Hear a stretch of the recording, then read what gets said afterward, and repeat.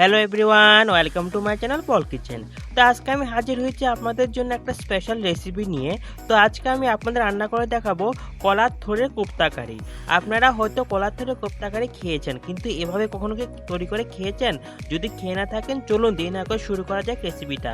আর আপনার কাছে যদি রেসিপিটা ভালো লেগে থাকে অবশ্যই লাইক, কমেন্ট, শেয়ার এবং সাবস্ক্রাইব করবেন। আর পাশে থাকা বেল আইকনটা অবশ্যই প্রেস করে দেবেন। দেখুন, কোপ্তা কারি বানানোর জন্য এখানে ছোট একটা কলার থোড় নিয়ে নিলাম।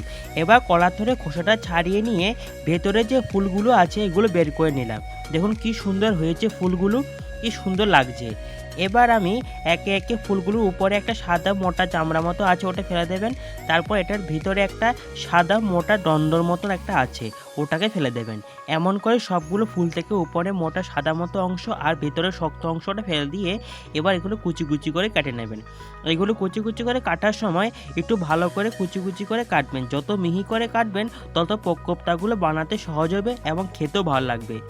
দেখুন, কোপ্তা তৈরি করার জন্য কলার থোড়টা মিহি করে কোচানো হয়ে গেছে। এমন করে কিন্তু কলার থোড়টা কুচি কুচি করে কাটতে হবে। তাহলে এবার চলুন দেখে নিন কী কী লাগছে রেসিপিটা তৈরি করতে। লাগছে এখানে পরিমাণ মতো আলুগুলো কীরকম ডুমো ডুমো করে কেটে নিয়েছি। আর লাগছে আমার এখানে পরিমাণ মতো জিরে বাটা, জিরেকে বেটে নিয়েছি। লাগছে পরিমাণ মতো আদা বাটা, লাগছে পরিমাণ মতো গরম মশলা বাটা, আর লাগছে আমার এখানে পরিমাণ মতো শুকনো লঙ্কা বাটা, লাগছে এখানে পরিমাণ মতো চাল বাটা পকোড়া তৈরি করার জন্য, লাগছে এখানে দুটো শুকনো লঙ্কা, দুটো তেজপাতা আর 5 ফোড়ন ফোড়নের জন্য, লাগছে পরিমাণ মতো নুন আর হলুদ গুঁড়ো। তাহলে এবার চলুন শুরু করা যাক। তো আমি একটা ওভেনে কড়াই বসিয়ে দিলাম আর দিয়ে দিচ্ছি পরিমাণ মতো জল। এবার এর মধ্যে আমি মিহি করে কোচানো কলার থোড়গুলো দিয়ে দিলাম আর দিয়ে দিচ্ছি 1 টিস্পুন হলুদ গুঁড়ো আর নুন। এবার সবগুলো উপকরণকে ভালো করে মিক্স করে নিচ্ছি। এবার আমি এটাকে ঢেকে দেবো 10 মিনিটের জন্য। 10 মিনিটের মধ্যে পুরোপুরি সিদ্ধ হয়ে যাবে কলার থোড়টা। 10 মিনিট হয়ে গেল, এবার আমি ঢাকাটা সরিয়ে নিচ্ছি। দেখুন কলার থোড়টা পুরোপুরি সিদ্ধ করা হয়ে গেছে। এবার আমি এটাকে নামিয়ে নেব একটা বাটির মধ্যে। তো আমি কোপ্তাটা তৈরি করার জন্য সিদ্ধ করা কলার থোড়ের মধ্যে দিয়ে দিলাম পরিমাণ মতো চাল বাটা। আমি এখানে গোবিন্দভোগের চাল বেটে নিয়েছি, আপনারা চাইলে অন্য চাল ইউজ করতে পারেন। এবার আমি এর মধ্যে দিয়ে দেব 1 টিস্পুন লঙ্কা বাটা আর দিয়ে দিচ্ছি 1 টিস্পুন গরম মশলা। আমি এখানে গরম মশলা ইউজ করছি, তাহলে খেতে ভালো লাগবে। লাগছে পরিমাণ মতো হলুদ গুঁড়ো। এবার সবগুলো উপকরণকে ভালো করে মিক্স করে নিচ্ছি। একদম ভালো করে মিক্স করতে হবে মিশ্রণটাকে, তাহলে পকোড়ার শেপটা দেওয়া যাবে। দেখুন পুরোপুরি মিক্স করা হয়ে গেছে সবগুলো উপকরণ। এবার আমি ওভেনে একটা কড়াই বসিয়ে দিলাম আর দিয়ে দিচ্ছি পরিমাণ মতো তেল। দেখুন তেলটা গরম হয়ে গেছে। এবার একে একে আমি কোপ্তাগুলো তেলের মধ্যে অ্যাড করে দিচ্ছি। দেখুন সবগুলো কোপ্তা তেলে দেওয়া হয়ে গেছে। কোপ্তাগুলো এক পিঠ হয়ে গেছে। এবার আমি উল্টে দিচ্ছি। এভাবে করে আমি উল্টে পাল্টে কোপ্তাগুলো ভালো করে লালচে করে ভেজে নেব।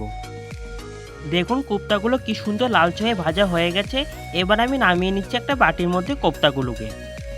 এবার আমি কোপ্তা ভাজার যে তেলটা ছিল ওটার মধ্যে আলুগুলো দিয়ে দিলাম আর দিয়ে দিচ্ছি পরিমাণ মতো 1 টিস্পুন হলুদ আর নুন। এবার সবগুলো উপকরণকে ভালো করে মিক্স করে নিচ্ছি। এভাবে করে আমি এগুলোকে হালকা লালচে করে ভেজে নেব আলুগুলো। দেখুন আলুগুলো কি সুন্দর লালচে হয়ে ভাজা হয়ে গেছে। এবার আমি নামিয়ে নিচ্ছি একটা বাটির মধ্যে।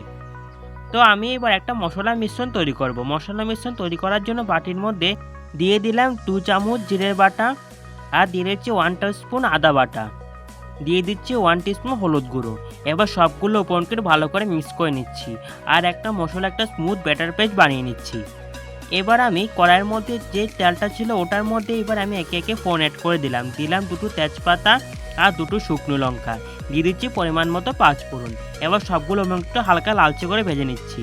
দেখুন হালকা লালচে ভাজা হয়ে গেছে। এবার আমি এর মধ্যে মশলার যে পেস্টটা বানিয়ে রেখেছিলাম ওটা আমি এর মধ্যে দিয়ে দিলাম। দেখুন মশলাটা পুরোপুরি কষে গেছে। এবার আমি এর মধ্যে ভেজে রাখা আলুগুলো দিয়ে দিলাম। এবার সবগুলো উপকরণকে ভালো করে মিক্স করে নিচ্ছি। একদম ভালো করে মিক্স করতে হবে মশলাটাকে।